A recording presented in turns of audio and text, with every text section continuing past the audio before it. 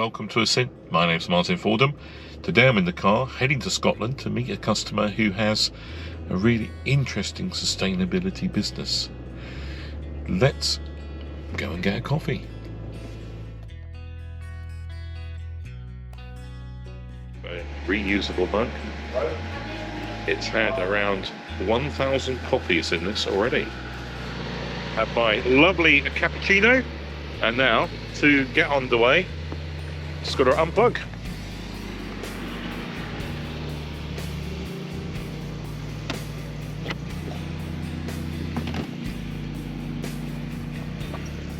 Let's carry on to Scotland. I've just arrived at BioCity, Glasgow, to meet the guys at Revive Eco.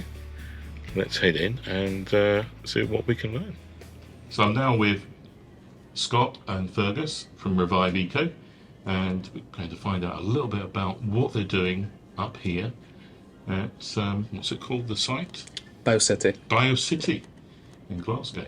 So tell me more a little bit about Revive Eco, guys, and what you're trying to achieve. I know it's something to do with coffee and taking the waste product and doing something positive with it.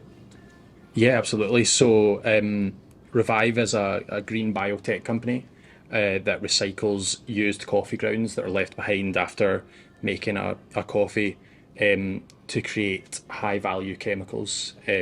So we've developed a now patent pending process here at BioCity that allows us to strip out a coffee oil from coffee grounds that has a very similar fatty acid profile to things like palm oil.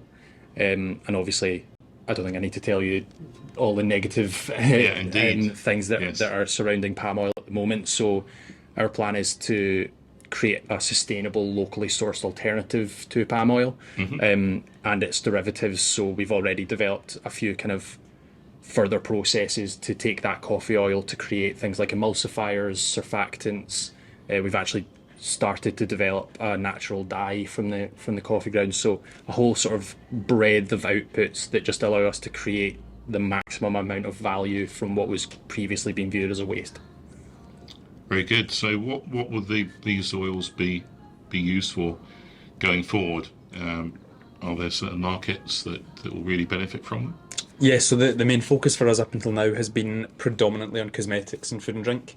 And I guess that's partly because that's where palm oil is kind of most widely used just now, but also consumer demand for cosmetics and food and drink products is now kind of shifting. So it's the consumers and the public that are looking for more sustainable alternatives. So it's not necessarily that the companies are being proactive, but more the consumers are kind of voting with their feet, if you like, and they're then actively having to go out and seek alternatives. So yeah, we're focusing on cosmetics and food and drink, and we've seen like some incredible interest from, I guess, every brand we could hope to have spoken to has kind of got in touch with us because they're the ones that are actually looking for alternatives now. So yeah, we're really excited to go and create a bit of disruption in these industries. So in terms of the reactor that you purchased from Asynt, what's some of your reasoning for that? Obviously, I guess it was to take the next steps within the business. So what were you looking for when you're in that search? Yeah, so absolutely. It was kind of to start scaling up the process. We developed it on a kind of bench scale. And so the next step was to prove that it worked actually in a reactor. And so I guess to give a bit of background, Scott and I aren't chemists. So we're very much led by our fantastic chemistry team here at BioCity. Okay. And our lead process chemist, Dawn, has actually worked with Asynt in the past, in her previous role. So she knew, I guess, the quality and the service that we would receive from Asynt, and that was a big selling point for us. And then beyond that, you've got our lovely Kerry who looks after you. Kerry, exactly, yeah. She's been fantastic. Should we please? In the video. Yeah, absolutely. And yeah, Dawn had kind of told us that it was a great company to work with. And yeah, there was, I guess, quality was obviously a massive part of it, but also that, I guess, environmental side of things. We knew that you guys were starting to sort of focus on developing kind of, I guess, products to help with reducing whether it's energy or water usage or heat usage or whatever that might be. Yes. So it's nice to work with an organisation that has that in mind and has, I guess, a similar morals, I suppose, to similar ourselves. ethos with development of products and the markets and trying to reduce the environmental costs and costs as well. Exactly. Yeah. Good. So what are your next plans? You've been using the reactor an awful lot to study how the process is going to work. What are your next plans beyond this point? Yeah, so we're currently raising investment at the moment, and that's essentially all geared towards scaling up from, we kind of say that we're at a large lab scale just now, but we know, I guess, to take that next step, we need to move up to a kind of demonstration scale. So that's looking at kind of 1,000-litre reactor size to, I guess, prove the techno-economic efficiency of the process. So showing that there's a commercial case behind the process and also an environmental case behind the process as well. So it's making sure the two of them marry up at a kind of large scale.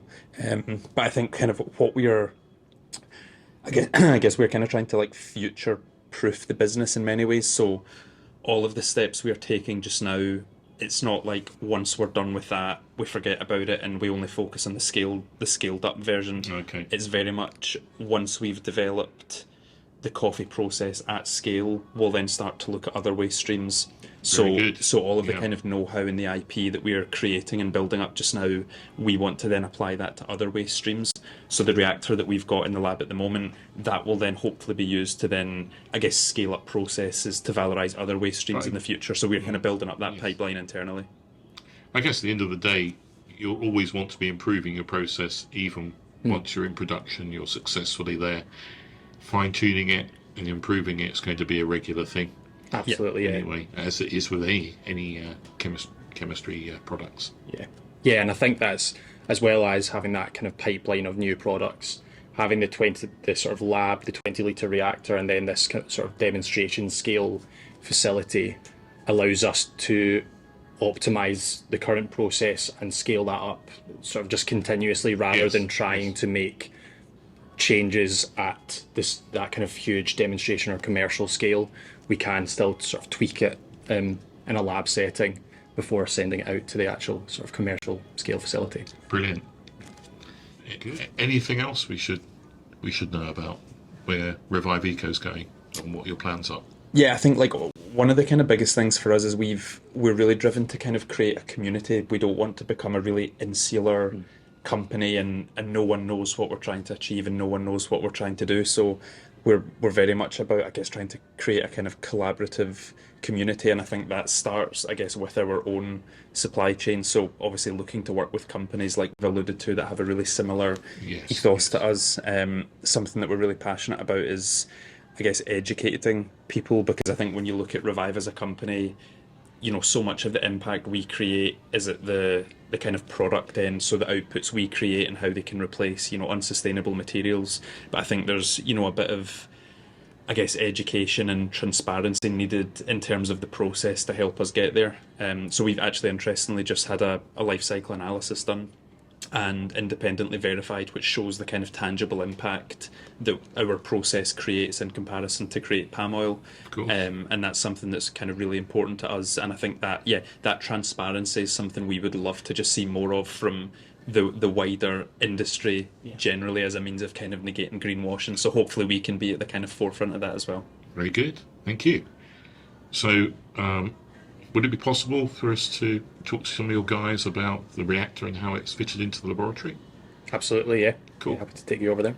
Finish your coffee first, shall we? Brilliant. Thank you.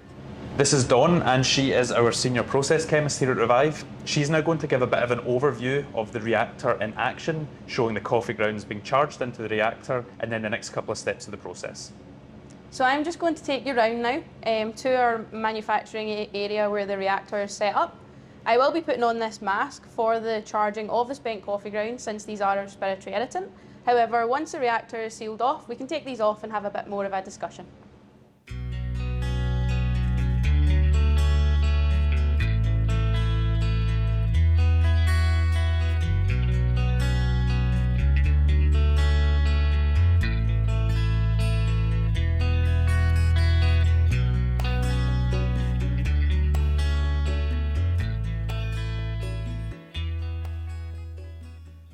So that's the reactor all set up now, so I can take this mask off. Cool. So Dawn, why did you need this reactor? What was the requirement? So for us, we were able to make the coffee oil on a small scale in the lab. However, with increasing awareness of sustainability, particularly in the cosmetics and food and drink industry, the demand for our coffee oil and the coffee oil products increased rapidly. We were at a position where if we were not able to scale up our process, we would have long lead times for coffee oil products, and we would eventually, I guess, not be able to meet client demand. For us, Asynt gave us that solution. I have worked with Kerry in the past, and she's absolutely fantastic. She was able to provide us with this 20-litre reactor, included with the stand and the overhead agitator, the heater chiller unit, and also the CondenSyn large-scale condenser, which is vital for us when we are isolating our coffee oil. The CondenSyn waterless condenser also fits really well into our ethos at Revive. Okay. Because it's waterless, we are saving thousands of litres of water per run. It's also a lot safer and a lot easier, I guess, to run in the laboratory without the water tubing going to and from sinks. You've got less of a chance of slips, trips and falls and leakages as well. So I guess the CondenSyn and the reactor truly allow us to make our green process sustainable. Cool. So you're actually doing a distillation as well with this particular condenser, aren't you? Yes, so initially it's just a spent coffee ground extraction, and then we can filter off those coffee grounds. However, we still have to isolate that coffee oil from the green solvent that we use, and that's what we use the CondenSyn for. So it is a distillation with that added adapter on the end, and then we can just empty this flask every so often when it fills. Fantastic. And no water needed. Nope. So the no only water energy needed. you're using really is just the circulator.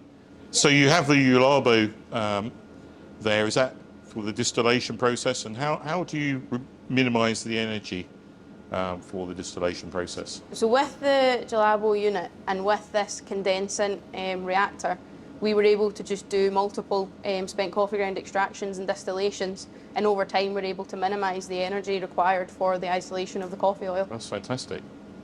So really the condenser has allowed you, by minimising the vapours coming up, to maximise the performance of the CondenSyn.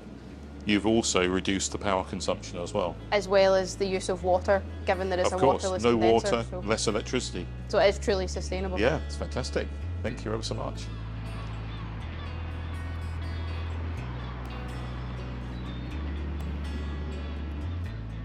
I've just finished at Revive Eco. Very, very interesting. I'm really excited to see something very different. A company, taking a waste product with great novel ideas to take it further forward to improve the environment. Anyway, I hope you enjoyed today's Asynt video, and if you want to find out more about the reactors, there's a link below, but also have a look at Revive Eco, see what they're doing.